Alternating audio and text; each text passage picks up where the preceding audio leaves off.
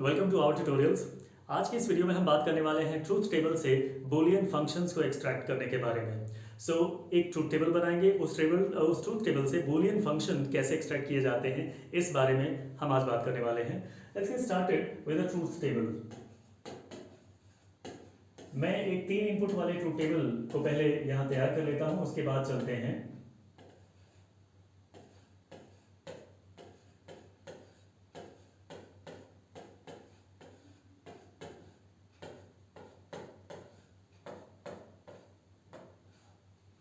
Alright, कुछ भी random output create कर लेते हैं।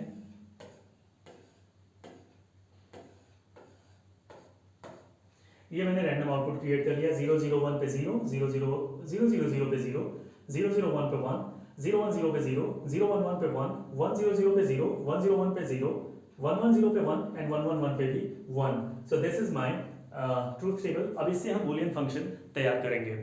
पहले मैं आपको ये बता दूं दैट बूलियन फंक्शन होते क्या है। Boolean function are actually nothing. Boolean function एक चौथा तरीका है लॉजिक को रिप्रेजेंट करने का। 3 तरीके कौन से थे? पहला तरीका था ट्रूथ टेबल, दूसरा तरीका था बूलियन एक्सप्रेशन, तीसरा तरीका है सर्किट खुद, और चौथा तरीका क्या है? Boolean function.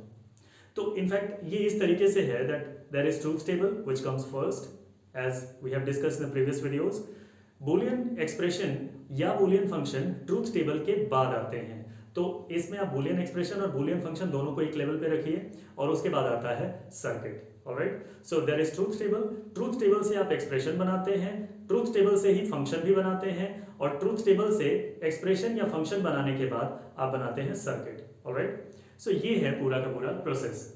तो फंक्शंस, दरअसल फंक्शंस लिखे इस तरह से जाते हैं कि आपको लिखना होता है कैपिटल या स्मॉल एफ, और एक ब्रैकेट में आपको अपने सारे इनपुट्स लिखने होते हैं a, b, c, separated equals, और इसके बाद आपको SOP और POS दोनों को अलग अलग रिप्रेजेंट करने के लिए 2 अलग ग्रीक सिंबल्स इस्तेमाल करने पड़ते हैं। Let me first give you a question. Right, अगर मल्टीपल चीजों को एक साथ जोड़ना हो तो ग्रीक सिंबल कौन सा इस्तेमाल करते थे? That was sigma. एब्सोल्युटली। सो आप सिग्मा सिंबल इस्तेमाल करते हैं और एक ब्रैकेट यूज कर लेते हैं। ऐसे ही एक और फंक्शन बनता है for POS which is written like this। कौन सा सिंबल प्रोडक्ट्स को यूज करने के लिए, प्रोडक्ट्स को डिनोट करने के लिए इस्तेमाल होता था? Pi. Right, so we should use pi symbol and then again a parenthesis, एक स्मॉल ब्रैकेट का पेयर। तो ये जो फंक्शन है ये SOP टर्म्स को रिप्रेजेंट करेगा, ये जो फंक्शन है ये POS टर्म्स को रिप्रेजेंट करेगा। ये फंक्शन जो है वो SOP को रिप्रेजेंट करेगा। SOP कौन से टर्म्स होते हैं? जो आउटपुट में 1 प्रोड्यूस कर रहे होते हैं। This this this and this. ये जो 0 0 1 है या 0 1 1 है या 1 1 0 है या 1 1 1 है, इन चारों को आप यहां मेंशन करेंगे, और 0 वाले जो चारों हैं उनको आप यहां मेंशन करेंगे। बट मेंशन करेंगे कैसे? मेंशन करते हैं डेसिमल फॉर्म में। इनका डेसिमल कन्वर्ट करना पड़ेगा। 0 0 0 ये 0 आउटपुट प्रोड्यूस करता है तो ये इस फंक्शन में जाएगा। 0 0 1 1 प्रोड्यूस कर रहा है तो वो उस फंक्शन में जाएगा। एक एक करके सबको लिखते चलते हैं उनकी सही जगह पे या उनके सही फंक्शन में। Starting with 0 0 0, this is decimal 0। Binary 0 0 का डेसिमल कन्वर्जन करोगे तो वो 0 आएगा। It should go here. अगला है 0 0 1। 0 0 1 का डेसिमल कन्वर्ट करोगे तो ये आएगा 1, एंड चूंकि ये आउटपुट 1 प्रोड्यूस कर रहा है तो ये यहां जाएगा। ऑलराइट, इसके बाद आता है 0 1 0। 0 1 0 को अगर बाइनरी से डेसिमल करोगे तो ये आएगा 2। 0 1 0 0 प्रोड्यूस कर रहा है तो ये इस फंक्शन में आएगा, लेकिन इसका डेसिमल इक्विवेलेंट क्या है? 2। तो 0 के बाद कॉमा देकर के आप लिखोगे 2। इसके बाद आता है 0 1 1। 0 1 1 का डेसिमल इक्विवेलेंट होगा 3, और चूंकि ये 1 प्रोड्यूस कर रहा है तो ये उसमें जाएगा, तो डेसिमल इक्विवेलेंट है इसका 3, वो आप यहां लिखोगे।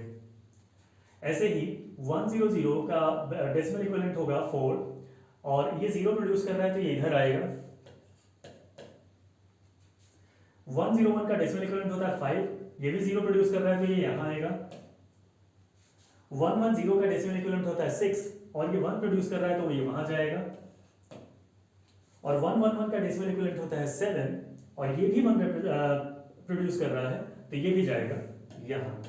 So this is how you get two of your Boolean functions from the truth table. All right, all the input combinations, all the terms that are producing 1 in the truth table are written here in this sigma function representing the SOP, and all the input combinations that are producing 0 are represented here in this function representing the POS. All right, this is how you get your sigma function and pi function. इसके आगे इन functions को use किस लिए करते हैं या ये function हम बनाते ही क्यों हैं, इसका हमारा अगला वीडियो होगा।